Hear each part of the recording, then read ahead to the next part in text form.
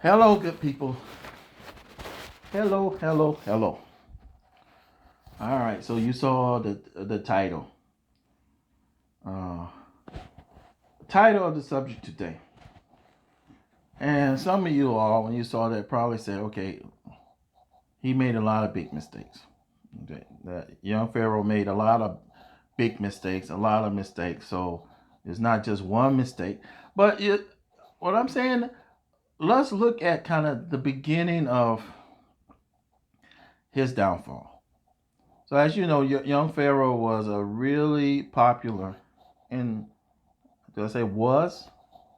Yeah, I guess we can say at this point was a very popular, I should say, teacher, if you want to call it that, teacher, hotep. I use that word, hotep teacher.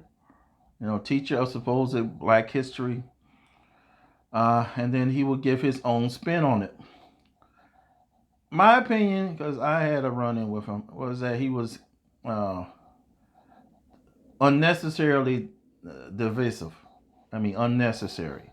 Uh, some of the things there was fights that he would pick that wasn't even necessary. All right, but that was his channel. He organized it and he plotted it out the way he wanted to plot it out. So the question is, okay, what brought him to the state that he is now? What was the beginning of the downfall? Because it's good to see that when someone falls so quickly, what started it. Often is that downfall happens in very small degrees over time. Very small degrees over time. And then eventually there's just this one decision based on those small little movements, mostly mental movements. You have these kind of mental movements, and then you make that wrong move that leads to the rapid decline. So very often the decline starts in the mind. Okay, when you look at something where okay, these people just fell off really quickly. They've been having a certain mentality, or they've been having a change in their mentality that forced him to make these some of these big dramatic moves that we see that leads to their decline. All right. So recently, we're talking about in the last few years, I was noticing that uh, young Pharaoh was acting more and more.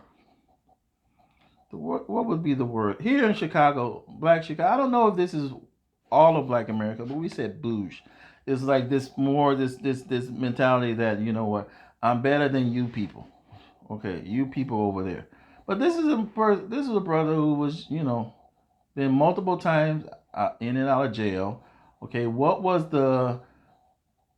this what was this uh foundation for believing that he was kind of better than everybody else? Well, where did it come from? Okay, he had then at that point a popular YouTube channel. He was making good money, but that wasn't really a basis for you to starting to believe that okay, I'm kind of better than everybody else. No, that wasn't it. So I started seeing these changes in this kind of this mentality that okay, I'm better than everybody else. I'm kind of a little bit better than everybody else, which he wasn't.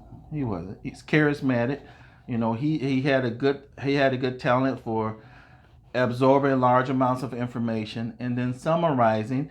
Very often, the summarization wasn't accurate at all, but overall, he gave good lessons. Okay, he was a decent teacher to a point.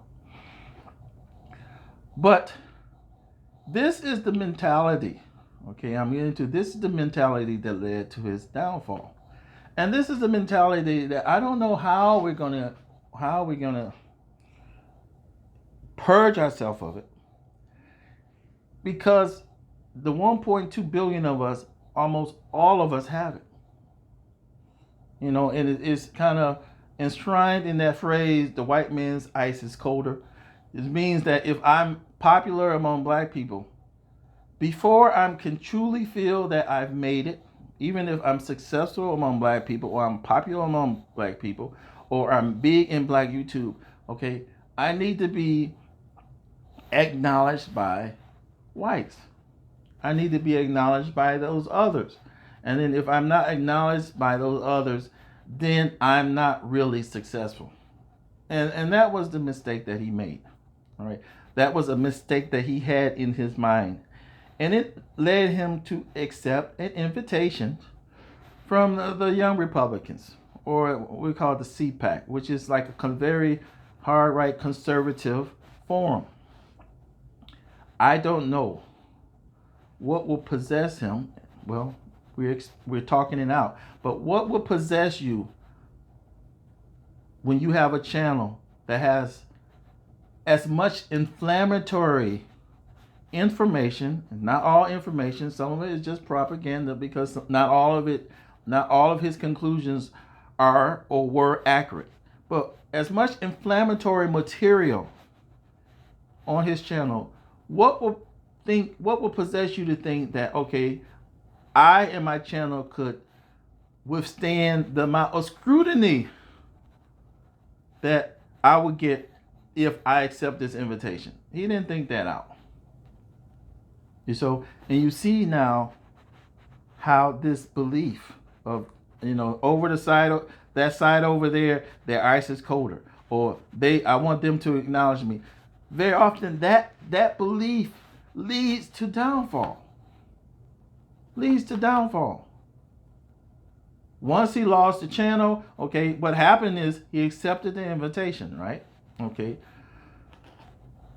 Now this invitation, this is a very high, CPAC is a very high profile Republican or conservative convention. And of course, everyone is looking at the roster of speakers. And then they started to examine, okay, who is this black guy, young Pharoah? What's him? They had him down as a musician. So they began to watch his site. They went on his websites, they went on his YouTube, and then they saw all the stuff they said about that he was saying. And what really brought him down was his discussions of those people that have hats that look like mine, but this hat is not their hat. Yes, he had some discussions on his channel about those people, and that led to his losing his channel. And then then he lost his channel. And then he's claiming to sue YouTube. Then he raised money to sue YouTube, and instead of using the money to sue YouTube, he used the money to kind of try to set up like a harem.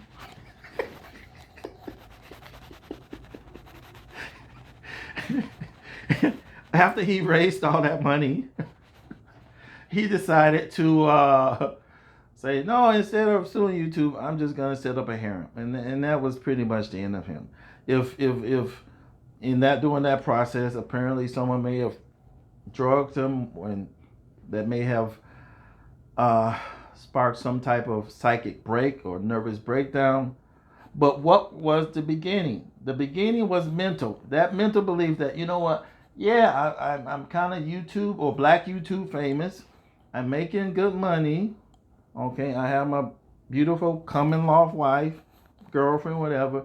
But I need to see those other people need to applaud me. These other people need to applaud me. And that belief constantly kills us. That belief constantly has us at a disadvantage. Constantly. And if we don't do that work, if we don't put in the work necessary to purge us of that belief, there's no hope for us. Because that belief that somehow they're better, their applause is better. Okay, a room full of blacks can be applauding you, but if two whites applaud you, then the applause of those two is more valuable than 1,000 blacks applauding you. That mentality is really killing us. Claude Anderson, actually has a story back in the olden days where he saw a situation where a black guy actually in real life uh, bought ice from a white guy because he thought it was colder. Meaning there was two businesses. Okay, there was this white-owned business. This was in the South back in the day, maybe in the '60s. Okay, he said there was two businesses, one owned by a brother, one owned by a white. This brother went to the black-owned business. They were selling ice, and ice is ice. He had the ice, looked at the ice, went across the street by the white-owned business, who was also had a box, selling the ice, and examined the ice. It was the same ice. It was just ice. This brother actually bought the white guy's ice. So that not only is that a phrase, the white man's ice is colder, Claude Anderson actually saw that in practice. Now, and that was a brother who did that. Okay, how are we gonna survive that type of mentality? Okay, how are we gonna survive if you get popular having a YouTube channel, you have thousands, you're making all this money, you're very popular, your channel has some things that you really don't want people to focus on, outsiders to focus on, but your need for their validation is so much that you're willing to blow up your entire life, blow up your entire YouTube career because you need to see white people clapping you. We got to do better. We got to do better. We have to do that internal work on us, everyone, all of us, all 1.2 billion of us. We need to do that internal work. Oh, we're not going to make it. Do I need to continue this video? No, I don't. Talk to you later.